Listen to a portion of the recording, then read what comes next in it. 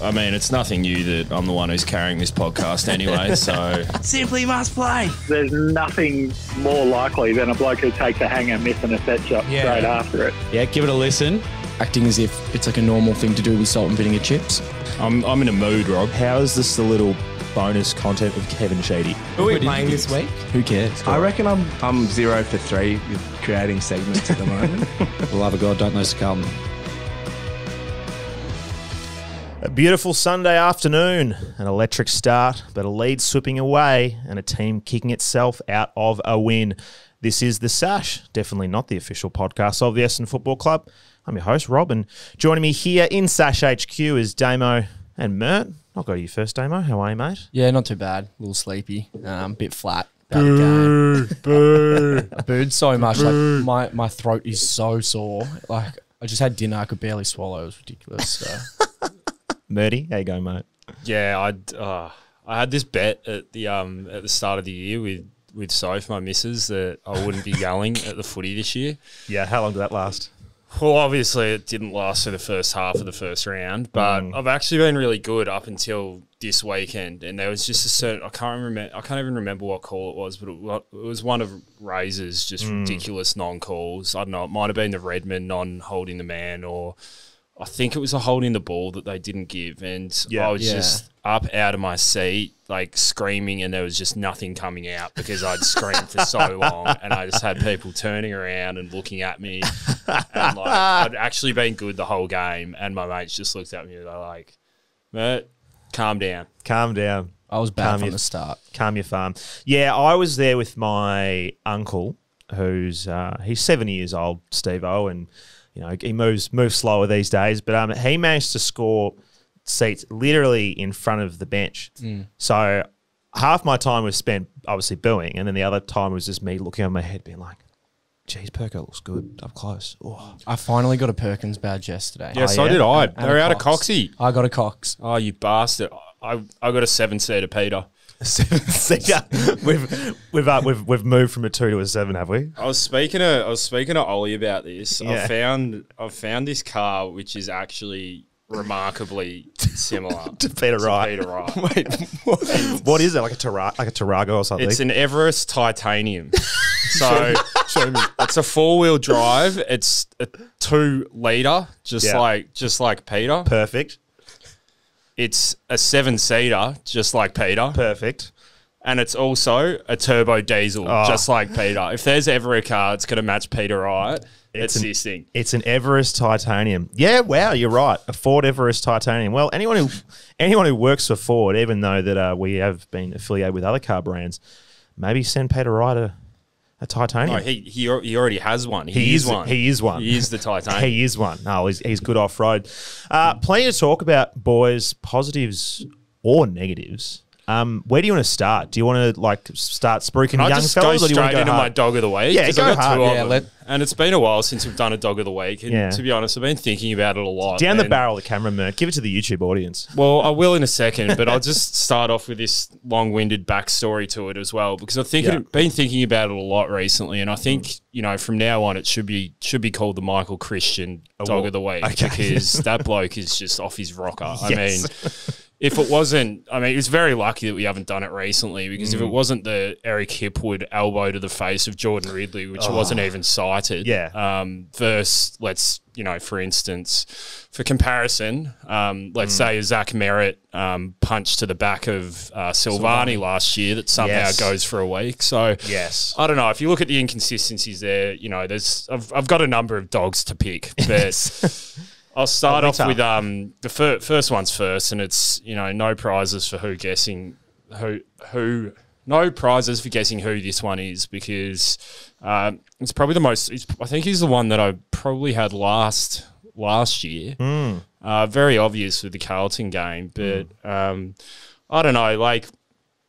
You can say what you want about, I guess, Essendon or, leaving a club like Gold Coast, let's say. You can say it reflects badly on the club, but I don't know. For me, any bloke who's now played at 3 clubs by the time he's 26 overwhelmingly says something just horrible about this bloke and where his head's at and where his loyalties lie. Adam Sard, you're an absolute dog. Get it up, you absolute piece of shit. In the camera, Mert. In the camera. Yeah, just got absolutely nothing from me whatsoever. Yeah. He played well, though.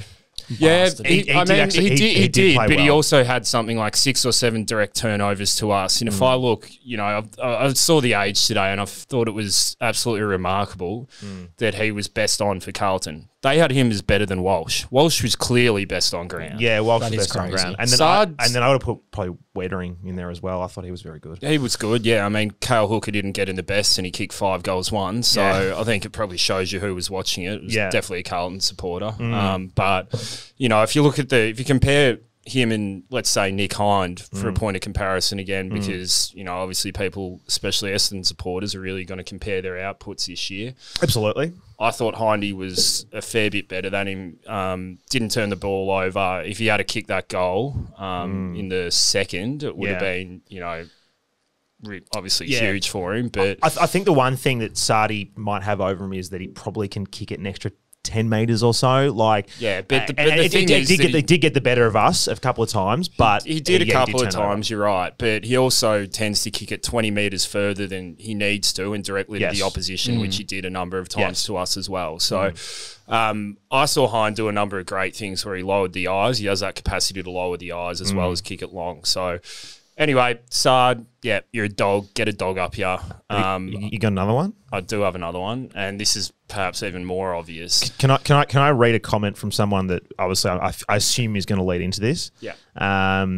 Sports Simulations wrote on our full-time post and said, Ray Chamberlain umpired under 13s in Mentone this morning. Should have stayed there. Yep. Yeah, I think that's about right. He's He sucks. He's just a little squid. He can't bounce the footy. He can't bounce. Whatever the footy. happened to umpires who could actually bounce it in the center of the it's ground? all- He can't even umpire. It's that too.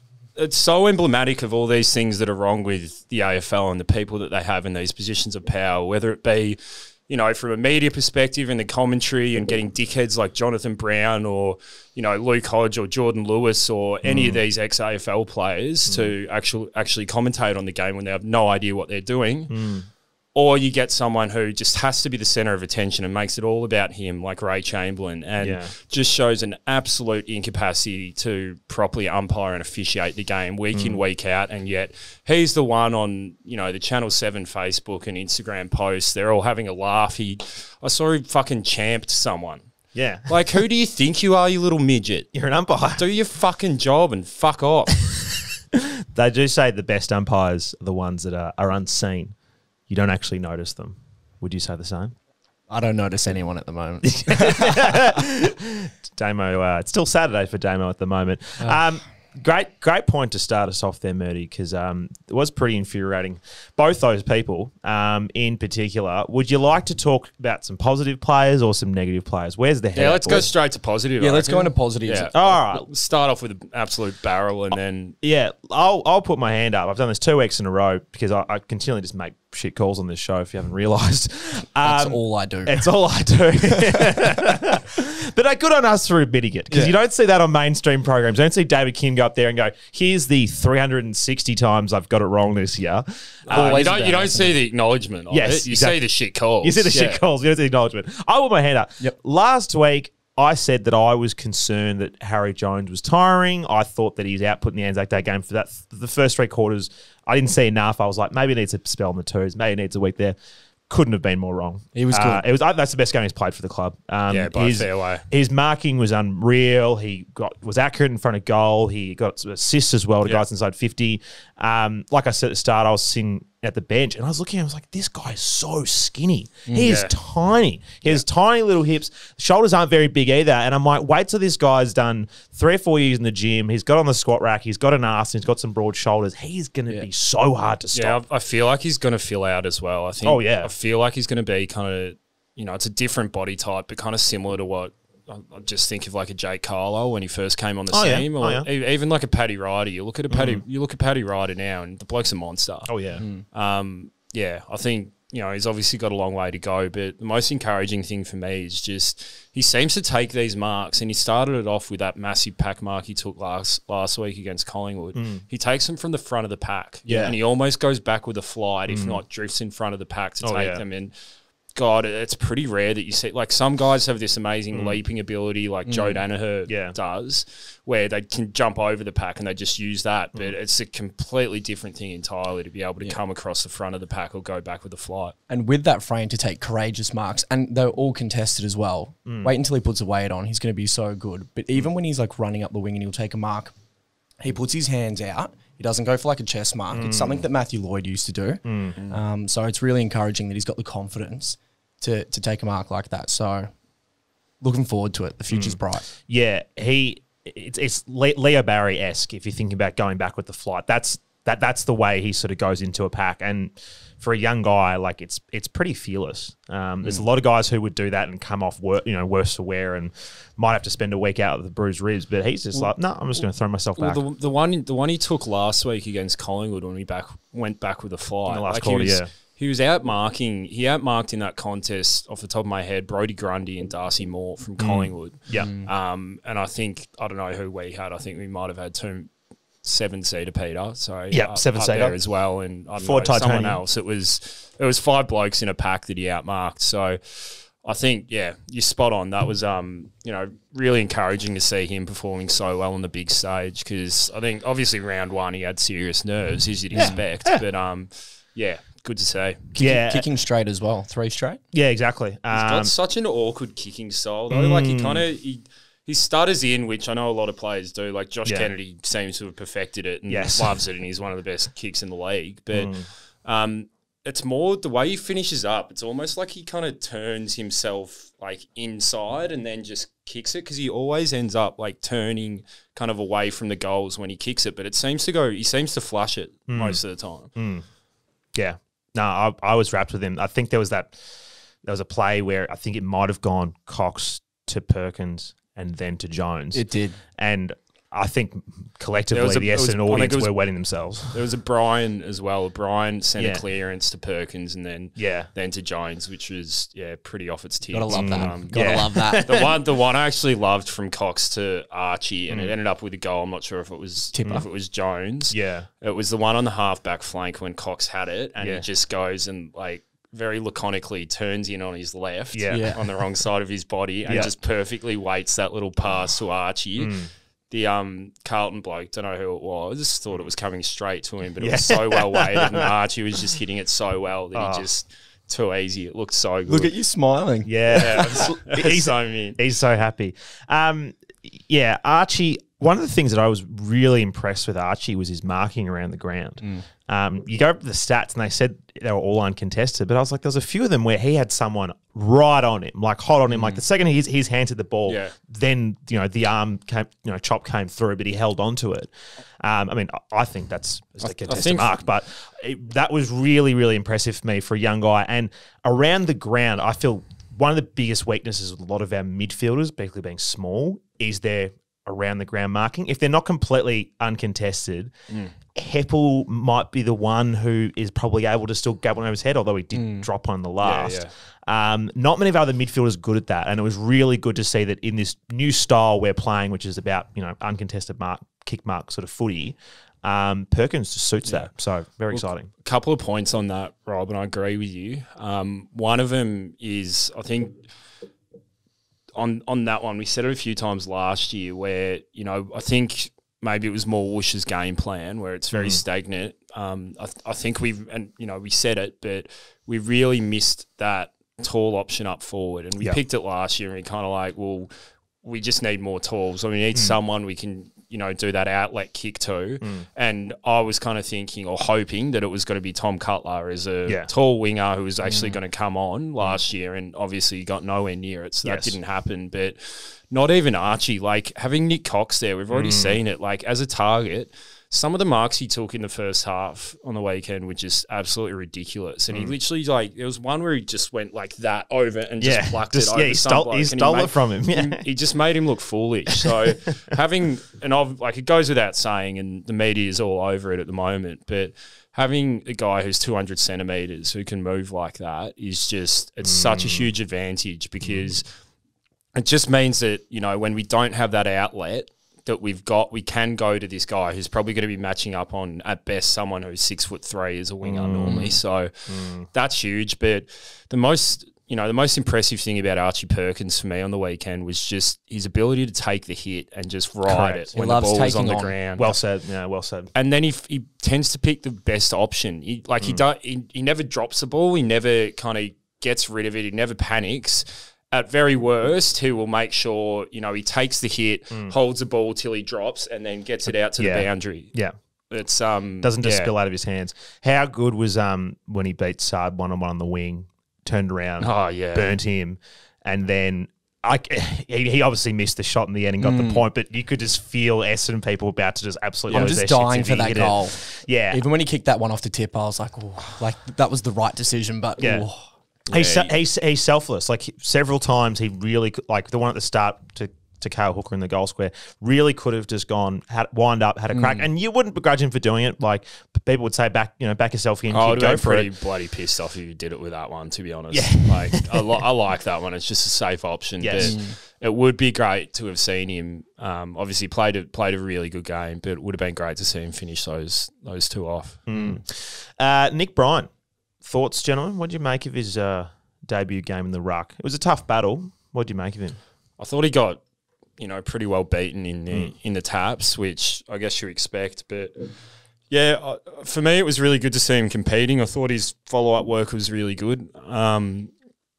It is pretty tough, and like he's up against a bloke who's a pretty seasoned ruckman these days. He's a big boy, Pitternet. Probably got very 10 or 15 kilos on him, I reckon, by the look of it. Maybe more, yeah. Yeah, so, I mean, it's a tough assignment to start with. I thought he well and truly, he held his own considering the difference in experience though. So definitely worth giving him a crack until, I honestly, I don't see anything to lose by playing him until Draper's back in the fold. Yeah, exactly. I was happy for him to I'm happy for him to stay in the team. Yeah. And I think just if you have 7-seater Peter, just kind of pinch hitting when he has to, let's say 5 minutes a quarter max, then I'm fine with that. And to be honest, I'd be fine with just having Phillips back in the twos and hoping that Bryan stays fit and plays ahead of him. Phillips is injured, isn't he? Yeah, Phillips is injured. It's pretty minor though, wasn't it? Yeah. My understanding of it. Yeah, so maybe in the factor for this week, I mean, GWS, the mummy. I feel like I feel like maybe that's maybe a game you do. Playing again. He's sort of in and out. He sort of plays 3, then he has a couple of weeks off, then he comes back in again. Can we just for once, can we not let that massive fat prick just throw cheap shots around the whole game? And I guarantee you, the commentators would just laugh it off because it's Essendon. If I see Zach Merritt go and shake his hand after Mummy has actually tried to kill him and put him in hospital again, I'll be pretty bloody pissed off. I want to see that, and I'm sure Draper would absolutely be the bloke to do it if he was fit. But I want to see that Essendon that's not taking that shit, that actually plays for each other, that doesn't sit by and kind of let that kind of shit happen. I think that's why it might be better for if he is fit. For Phillips to play. I feel like that's the kind of game where a young ruckman may just. See, I reckon, unfortunate, but I just reckon Nick Bryan's going to jump all over him. He's going to cause Mummy a problem because Mummy can't get off the ground. I think he can do more damage around the ground as well. Definitely. Make him look like the fat piece of shit that he is. Make him run. He did cop a knock. Nick Bryan came off and got his ankle strapped in front of me, which I was reporting to you guys. I was basically one of the boundary riders. I actually thought you were home. Sash. Every time you kept typing, I thought you were home. Watching on TV. No, it was Mick Warner, Mitch Cleary, and the bloke from Triple M, and then me. So I was just in there, headphones on, just boys, we've got to Yeah, nice. Yeah. Nice. But yeah, he was hobbling around, and credit to him. I was sitting there, and my uncle's he's done. He's not coming back on, and had it strapped. 10 minutes later, he was back out there. He was limping around. Yeah, the follow-up work was the most impressive thing for me, and Paul spoke about this a couple of times on the show, and for people who've watched the VFL games, you would have noticed it. But I was really impressed with him just getting involved in the link-up work. He was just good with his hands, made the right decisions, looked for the right people. Yeah, he got pushed around, which we all expected. But, for a first game, well and truly a tick for Big Nick Bryan. Big bird. Yeah, he's good. Nice one. Any more goods, boys, before I Hindy was great, I thought. Yeah? Hindy was really good. Yeah. Yeah. Yep, Harney was good. What do you think of Jimmy Stewart's game? I thought he was all right. I thought he conceded a few goals. To be honest. First half, Big Gary really didn't get a look in it at all. No, didn't do much. Didn't do much at all. And I don't know. It just seems to be he's in such good form, that bloke. Like he really has been, other than probably Tex somehow. The Premier key forward this year. So he's bound to, he's bound to kind of at least have a shot at a couple by the end of the game. But at the same time, like when they're slingshotting it like they were, and our midfield defence is absolutely lackluster. I think that was the big one for our defenders. A bit stiff when our midfielders are turning the ball over all the time, and the lack of pressure on the Carlton midfield. The lack of coverage was just crazy. Like the put opposite everyone side under of the pressure. ground was just every time just straight away gone. Yeah. But I actually thought Laverde as well, taking that in, like all of those things into consideration, Laverde was fantastic. He took some really good intercept marks as well. Yeah. Yeah, I was pretty impressed with Laverde.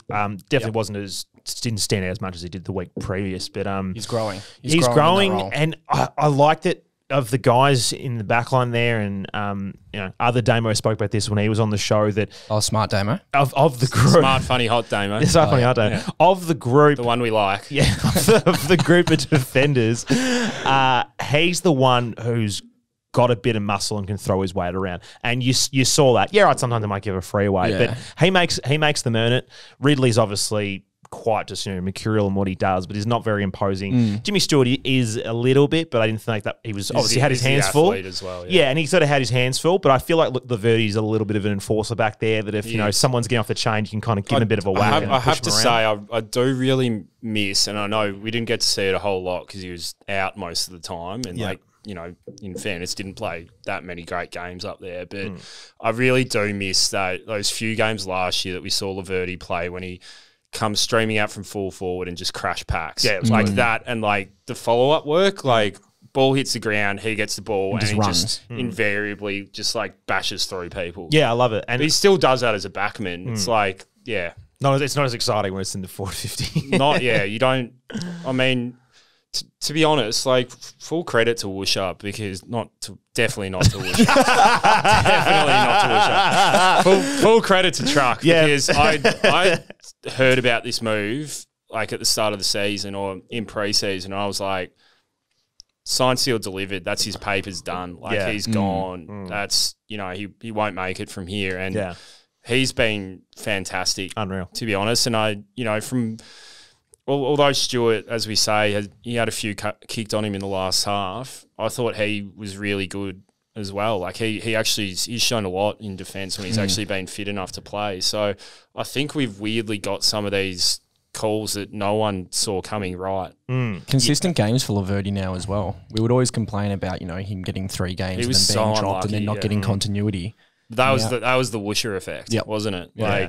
And then he'd finally start to get some good games up, and he'd break his collarbone or something. Like, there's always bizarre injuries for him. Yeah, and Crowey's gone too.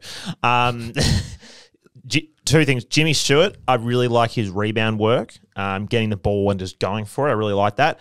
Laverde, I like the fact that he plays often in front of the guy he's defending. Yeah, right, that can expose you to someone getting out the back, but generally he's got another player behind him. Yeah. And most of the time, he just exposed Levi Casbolt for being what he is, which is an average footballer, and just got in front of him, took the intercept mark, and moved the ball on. So I think you can also do that, and it's clearly a good directive from the coaches where you can have a couple of those guys play in front, because you've got, and obviously we didn't have Francis on the weekend, but you've got Francis and Ridley coming over the back to take the intercept and play that role and keep the ball in front, and Stewart as well. So I think it's a combination of a few things. One of them is a couple of blokes playing really good footy and, really being good at their positions, and really good coaching as well, I think, in those positions too. Yeah, we'll put it down to Daniel G. Siracusa, who's our backline coach, who was a forward when he played, but he's coaching the backline. He's doing a good job of it. Let's get into the negatives. No, I've still got positives. Oh, you still got more positives to go. It's like we won the game, mate. No, Paco was incredible. Paco was really good. Mint. He butchered that one. He butchered that one kick inside 50. But other than that, I thought he had a really good game. Yeah, I'm actually loving how we're playing him at the moment. I think we got it spot on, where we just give him we give him a run in the guts and then push him forward. And teams are really, I think, I won't say they're struggling to kind of combat it, but it's certainly been effective. Yeah, he's too strong in there. He's so strong in there. So aggressive in the midfield. And it was so good to see him just giving shit to Cripps as well. And like Cripps did play a good game in the end, no doubt about it. But I just love that, like Paco v Cripps. Like I want to see that. Yeah, it's tantalising. I mean, it'll be interesting to see if he's still playing there and he's fighting fit for dream time. Hopefully he can go head to head with Dusty and throw his weight around against, I guess the ultimate of that kind of position. Monster Dusty. In all seriousness, he'll monster Mumford. He'll get them all. He'll probably be 15 kilos heavier than Dusty by that stage. So he's probably got about 5 on him at the moment. Yeah, he's not far behind. More. Not far behind. I've still got more. You still got more? Yep. Coxie's first half was absolutely incredible. It was.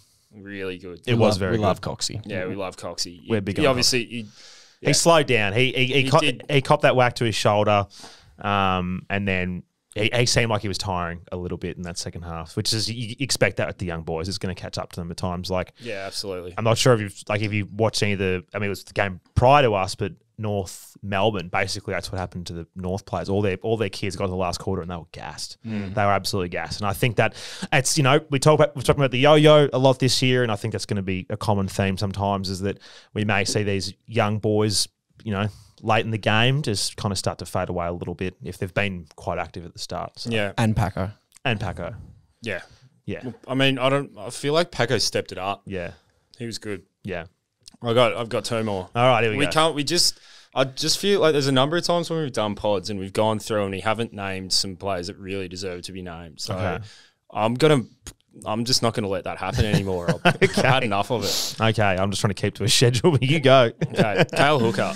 Yep. Yeah, this is a big one. I've written it right in front of me here. Cale Hooker must be loving his footy right now because he has got the lease on live. He can do whatever the hell he wants in the forward line. He's running the show. He's kicking them from pretty much everywhere. They were saying that the cast, I watched it back today, that he's dropped 5 kilos since last year, and I mean he's just third in the Coleman. No one's going to talk about him. No one. He loves a snag though. Yeah, he loves it. He loves going to the double crowd pump almost as much as Paco does.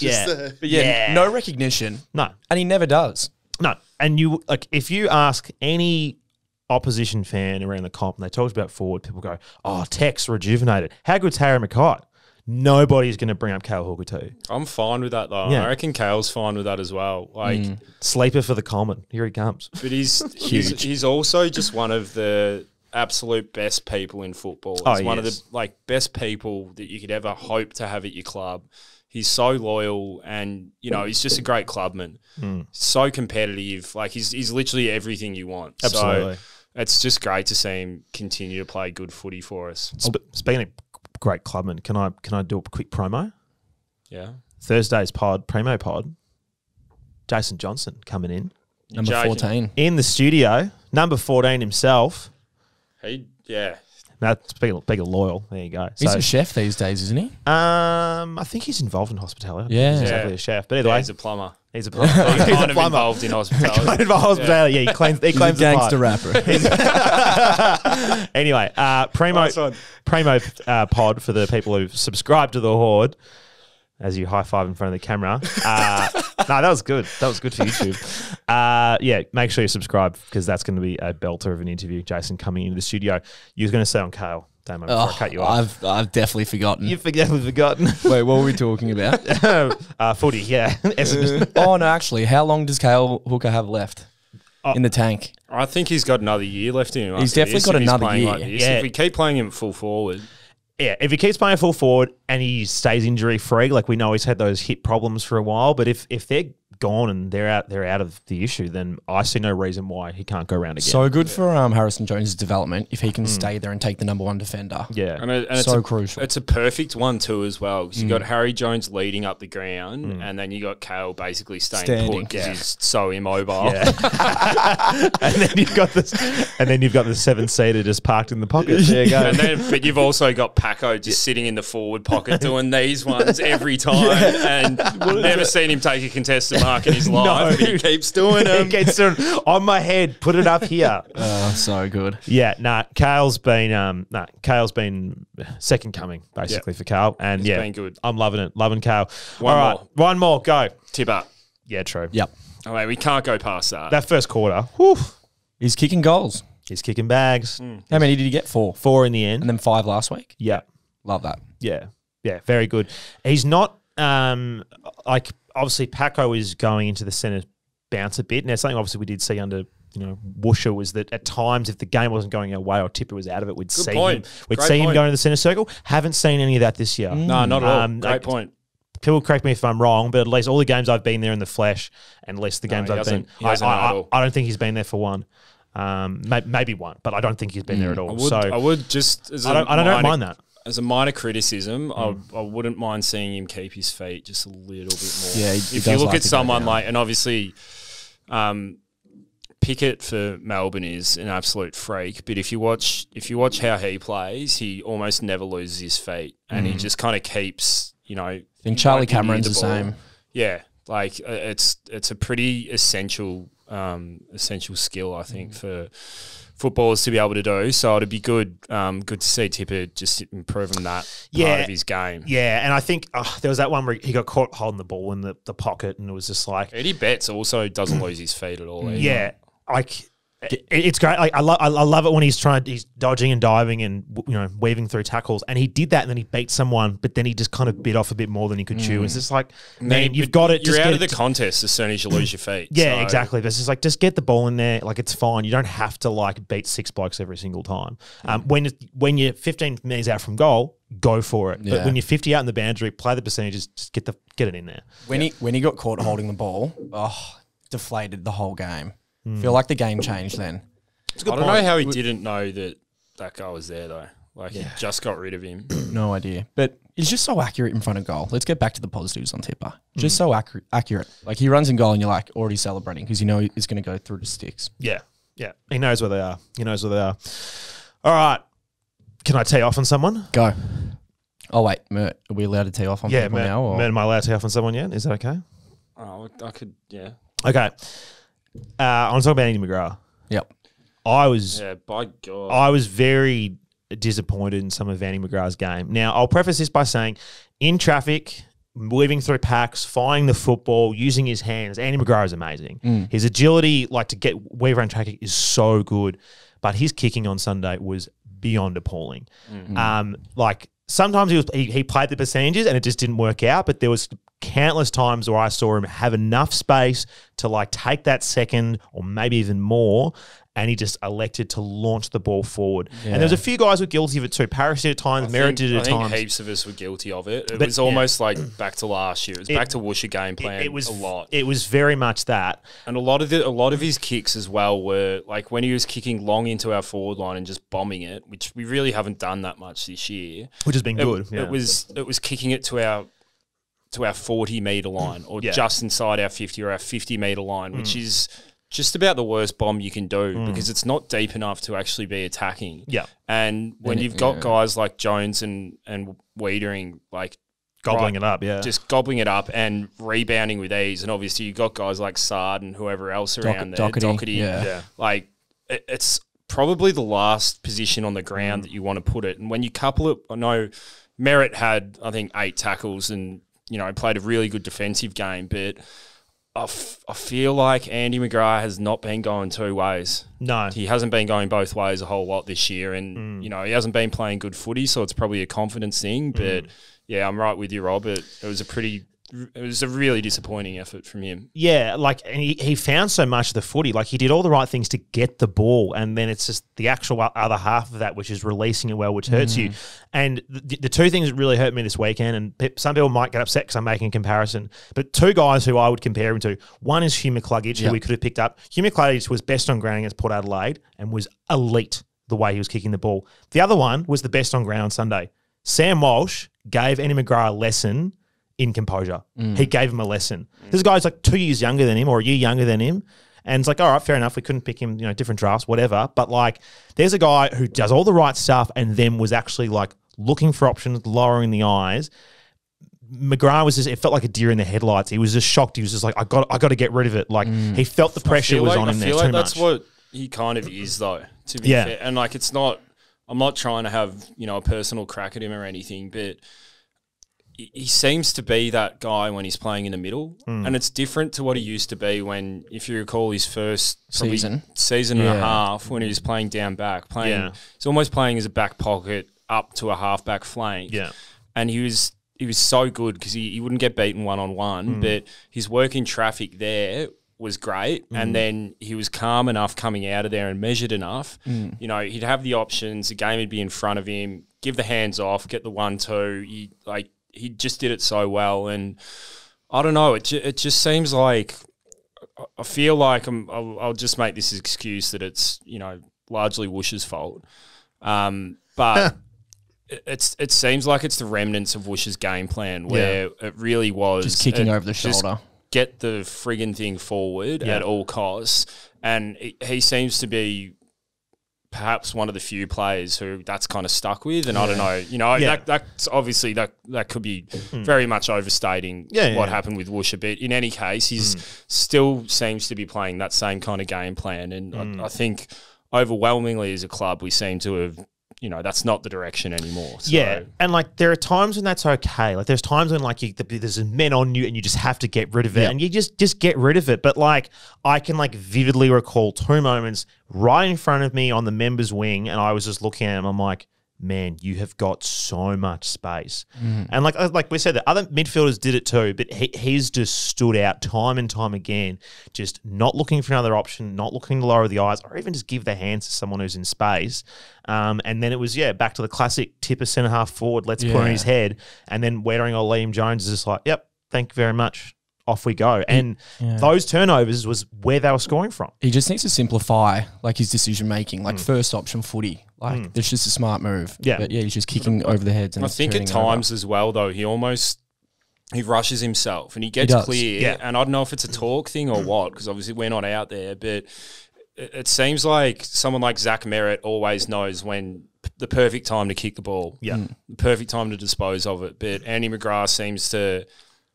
He doesn't get caught, but he seems to always be. He rushes. He's always in a rush. It's like a panic. Like, can you actually think of many times, at least like you said, as the midfield McGrath? Can you think of a time where he looked like composed and laconic and was just like making a good move? It always feels like he's always rushed. He's just like every moment.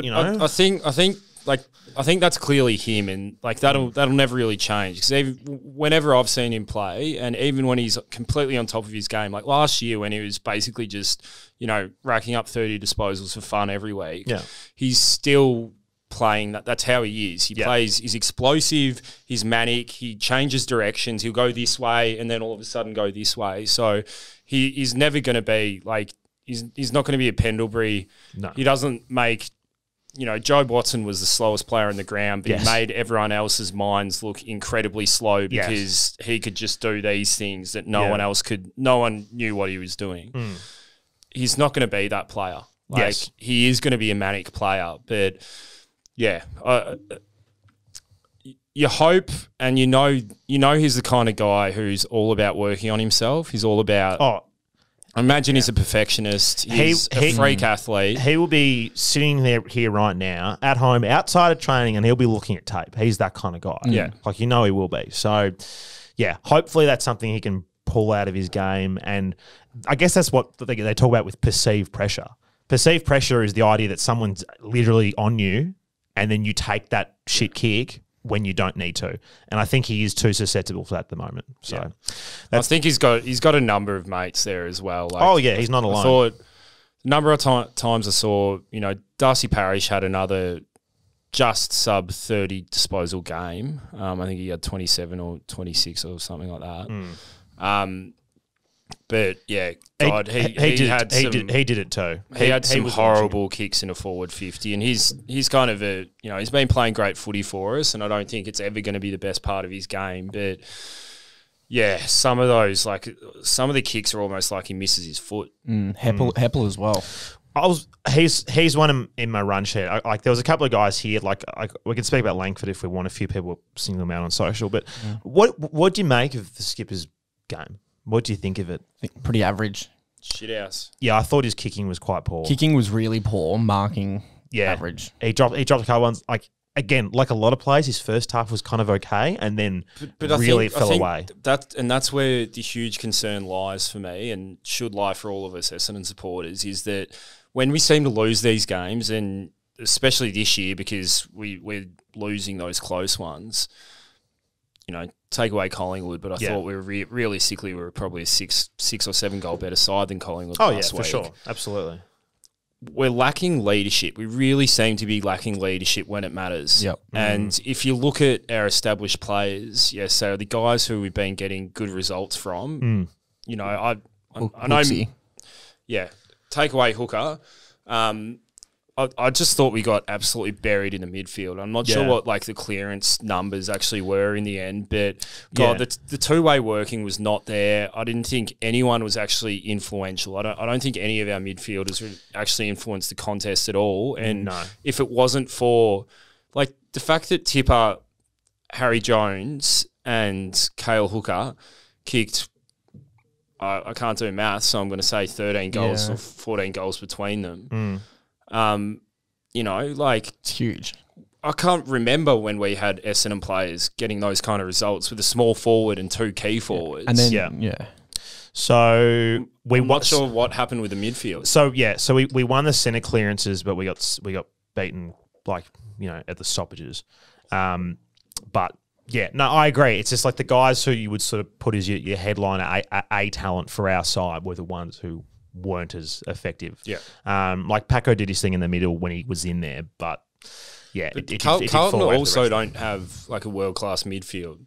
Sam Walsh is a freak. He looks like a gun, and you have to give him that for some reason. I hate Carlton, so we'll give him that. I won't give him anything else, but he played an awesome game. Away from that, like it's not like we're coming up against, you know, the Brisbane Lions of 2001. No, exactly. I mean, I spoke about it on Thursday's show, and I was just like, Ed Curnow's history shows takes Zach Merritt to the cleaners. Zach actually had a really good first half against him, and then Curnow kind of just rethought what he was doing and then kind of got the best of him.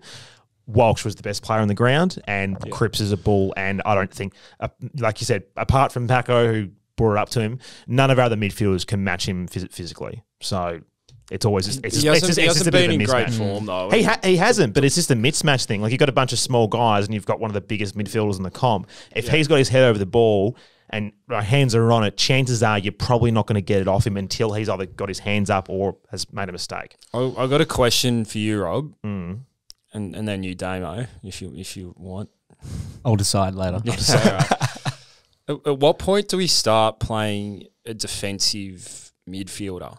At what point do we bring in Dylan Clark to do a role that he's done very successfully before? Oh, when he's fit, of course. Obviously, he hasn't been playing; he's injured. Like this is I'm not opposed to it. I understand that some coaches' reasoning for not doing it, but we have a history, and I guess that also coincides with us not being a good side in recent years, is that the A-grade talent, whether it's a Tom Mitchell or a Lockie Neal or a Luke Parker or Sam Walsh, take us to the cleaners.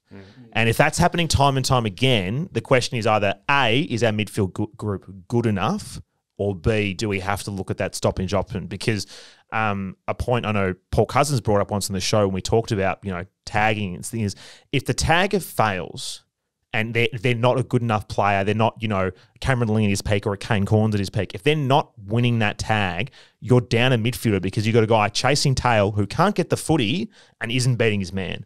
So if you roll that dice and you miss it, then it's a bad move. Yeah. But also, apart from Dylan Clark, who's injured, there's no one else we can do. Like Tom Cutler's not going to do it. So Ambrose? Ambrose, maybe against Fife, but he's got a pretty good tank on him. Or Paddy Cripps. But I mean, everything I'm seeing and heard out of the VFL is he's not tracking that well. Although we will find out in about 2 minutes' time, because I'm about to invite Paul onto the show, boys. So I'm all for a tagger. Yeah. But obviously when you're coming up against an A-grade midfielder. If we are reading into this, Richmond game plan, Richmond have never played a tagger. And if that's what it is, if it is a product of that similar kind of game plan where it's whole team stuff and, you move it's almost like you're kind of dependent on everyone playing that role rather than exactly, and your midfielders being more established and better than them. Then maybe it's just going to be a very frustrating process that we have to sit through. And when we get Caldwell back, and Dylan Shield and all these other guys. Put Parrish back to forward pocket. Yeah. Yeah, well, that's the other question. Like, what? And I was talking about this with my mates on yesterday. What happens when Caldwell and Shield are fit? Who's going out for them?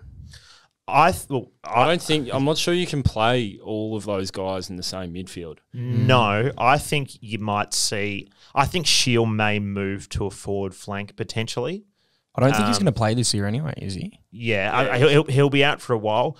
Caldwell, he was 10 weeks or something, wasn't he? Yeah. Caldwell, I haven't seen enough of him to know if he can go other places. Obviously, they put him in that spot ahead of Parrish. And his kicking's, still not there. His kicking's mass. I think Caldwell is purely, from what I've seen, purely an inside mid. Yeah. He's almost the same player as Parrish. Yeah. So, who knows? I mean, at the end of the season, we might see Zach Merritt leave, and then there's a spot going to be opened up. So, who knows? Let's take a break, fellas, because we're going to talk to Paul Cousins about the VFL action, get to find out what's happening in the Rezzies, whether it be good or bad. So we'll be back after this. Hard men. Welcome back. It's the time for the VFL Wrap with Paul Cousins. Paul, how are we? Well, let us talk about it, boys. we lost a couple of games to Carlton on the weekend, so I've had better ones. But I'm pretty good for a Monday. That's good, mate. Good to hear.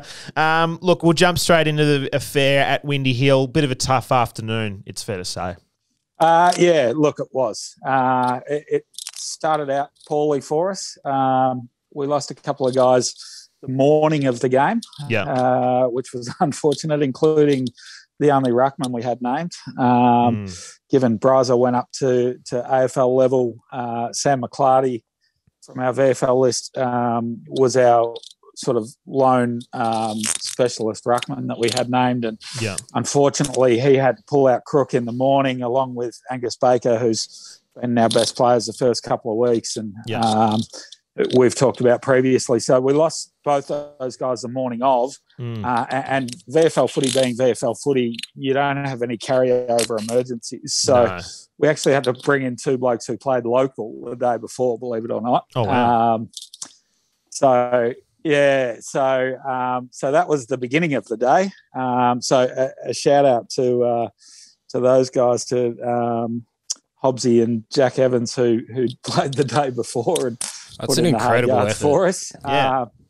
It is, and they both acquitted themselves pretty well, and Hobbsy kicked a couple of goals as well. So, they deserve a whole heap of praise. So that was the beginning of the day, and then by quarter time, or just after quarter time, we'd lost Cuts, who unfortunately pinged a calf, I think. Not sure how bad that is, but he was done for the day before half time, as was Jimmy Harold, who did an ankle, and Josh Tynan, who got a head knock and had some blurred vision, unfortunately. So that's not good. So we were down 3 by half time. So we had one left on the bench when we came out after half time. And by early in the last quarter, we were 2 more down. Oh, no. Which meant that we actually finished the game with 17 on the field. Oh, wow. So we were. I think I saw the stats. I think we had 11 total rotations for the entire second half. Oh, wow. And at VFL level, you tend to have about 150 a game. So that's crazy. So look, we started pretty well. Attrition sort of set in probably late in the first half, and the guys stood up incredibly well, all things considered. And there were some unbelievable individual efforts from a ground covered point of view, particularly by those guys who played the day before. But unfortunately, in the end, the Blues were both a bit fresh and a bit good for us in the end.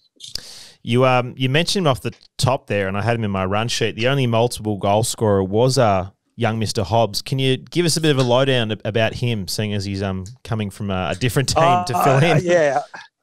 he's a Hobbs. He's a. I'm not sure where he's playing. He's local. I think maybe Kill, or someone will kill me for saying that. I reckon around the Essendon district anyway. But he's a really sort of strong-bodied. He's generally a strong-bodied mid-type.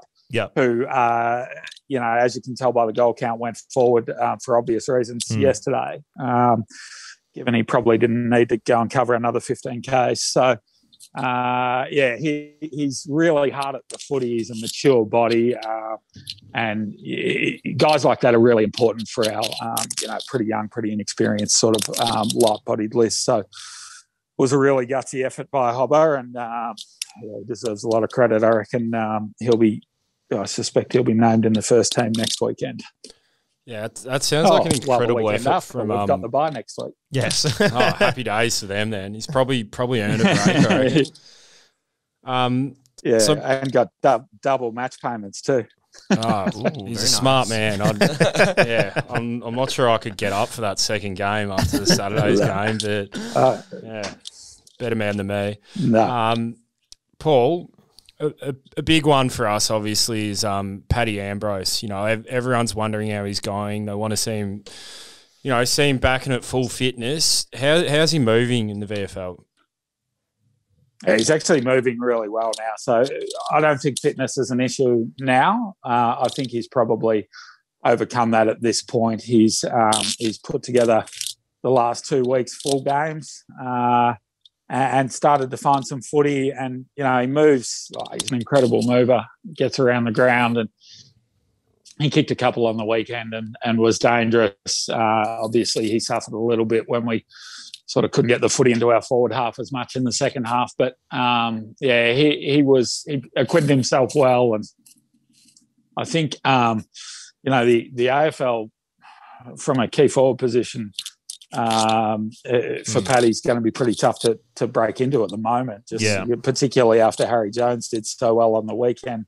Obviously, Hooksy's flying and Jake Stringer's flying, so I suspect he'll probably have to bide his time for a little while, Paddy. But it won't be through lack of him preparing himself. That's for sure. He's in terrific nick, and after a really interrupted pre-season, he's ready to go. Another man who's fighting for the same position in the senior side, Paul, is Alec Waterman. How was his game yesterday?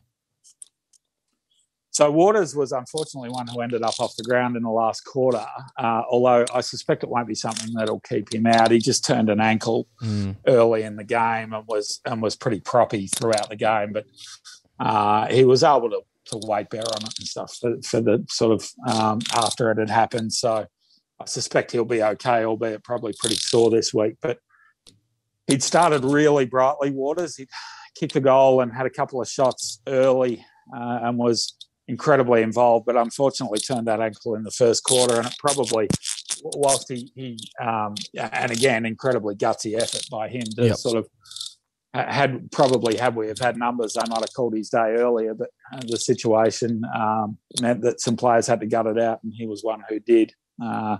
He was probably a bit limited physically, but he still found some footy and hit the scoreboard a couple of times. So he's not doing much wrong, Waters. Yep. I don't think he did much wrong to get demoted in the first place. No, I agree. He's a ready-made guy. So, but again, as we said, he's not huge, Waters. He's incredibly strong and stocky, but but he's not a huge body, but he does play a bit like that sort of close to goal key forward, which, when you got Stringer and Hooksy in the sort of 30 metre from goal range and Harry Jones hitting up the ground, it's going to be tough to break, and of course Peter Wright as well. So it's going to be tough to get a spot in there for a little while. But as we know in AFL footy, these opportunities come up, just like that with injury or whatever it might be. So he'll be ready to go when it does. Now, the big headliner on the stat sheet was Nick O'Kearney, 36 disposals and a goal. I've never seen this name before, Paul. Can you tell me a bit about him? I can. What a ridiculous, absolutely ridiculous performance. The guy's been with the club for 2 days or something and steps in and has 36 touches, if you don't mind, and kicked a goal. So He was a sort of a jet junior. I think he won Calder's BNF. I'm pretty sure he was all Australian at underage level. Was rookied to St Kilda, where he just had injury after injury. He was sensational at Sandringham with their VFL program while he was there, but he just kept getting injured. I think he actually broke his neck from memory. They said that on the commentary, actually. Oh, did they? Yep. Yeah, I haven't caught the broadcast yet, but so I might be repeating a bit of it. But he missed pretty much a year with that. I noticed in the auditorium in the pre-game, he was sitting beside me, and I looked down. He had a big scar down the middle of his knee, which maybe pointed to an ACL, Rico. I'm not sure, but certainly some surgery on a knee as well. I think he broke an arm. He's just had a ridiculous run with injuries, but he'd come back. He eventually got delisted at St Kilda, incredibly sort of unluckily, I think, and had gone back to local in the EDFL and was dominating down there. So it's an incredible pickup for us, a little bit out of nowhere. And you saw yesterday, he's ready-made. He just stepped in and looked a class above immediately. So hopefully some big things out of him, and no doubt he'll be looking to sort of put his name back up, with a view to possibly getting back on a list mid-season or next season. And when you sort of step in for your first game and have 36 and kick a goal, you're going the right way about it, I think. Sounds pretty handy, Paul. Wouldn't mind being able to we do all that. like to be able to do that, eh? Exactly right. Speaking of handy blokes, there's a couple of kids who we picked up in the last draft who are also running around. Josh Eyre, I believe it's pronounced, and Cody Brand, both very raw talents from what I've seen. They're pretty impressive. I watched the first half, and they looked really good. How have you seen their years so far? Yeah, they both move incredibly well, particularly Eyre, who's he's a ridiculous athlete. He looks like a freak kid athlete. His size. Yeah, he is. He's tall. He hasn't got an ounce of body fat on him. He could actually use a bit of weight. I think they'll be, as in just to be able to run out games from so that he's not sort of eating his own organs while he's running, but because he's just running out of energy, and I think has had some issues with cramping and stuff just because his body hasn't been able to sustain it. So that they need to. And no doubt we'll be working to get some size and some weight on him. But it looks like we're kind of building a team of young unicorns here. It's all these blokes who are around like circa 200 centimetres who can just run for days. I know. We took like 5 of them last year. So it's, and add in Harry Jones from the year before as well. But he's not dissimilar in build to Harry in that he's all, like he's very skinny, but he's also very sort of ripped and muscular and that sort of build. He gets off the ground at a ridiculous rate. He's in the old basketball terms, he's got plenty of ups, and he marks the footy at its highest point, which is a great skill. But for him, it's just a matter of games. He just hasn't played a whole lot of footy, and particularly in the last 18 months for obvious reasons. And probably hasn't played a whole lot of footy since he's been in this body too. I think he grew quite a bit last year and has really sort of transformed from a little bit of a doer defender into a centre forward, full forward type. And then on the weekend, due to the circumstances I talked about earlier with us losing our ruckman, he actually went into the ruck and ran around the ground doing that, which was a completely new experience for him as well. So so he's athletically he's an unbelievable talent, and he's certainly got some footy ability. So he's one to watch as he, it might be a season or two at VFL level while he really develops, but there's something there. And Cody Brand's more of he's more of your sort of lockdown defender type. Like he's more of a defensive defender, if that makes sense. Okay. Relishes the contest, and he's not quite as tall as Josh, I don't think, but he's up around that 200 mark as well. And he's more of a sort of explosive. That's why I say he's a defensive defender. He'll be able to go with quick forwards on the lead. He's got that explosive quick step, as opposed to the endurance probably that Airy's got.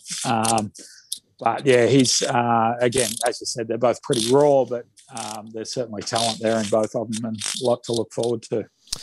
Bloody good to hear, Paul. Now, it obviously was disappointing results for the men's side, but the VFLW team did get a handy 53-point win over Carlton as well. They're having a pretty good season, sitting 5th.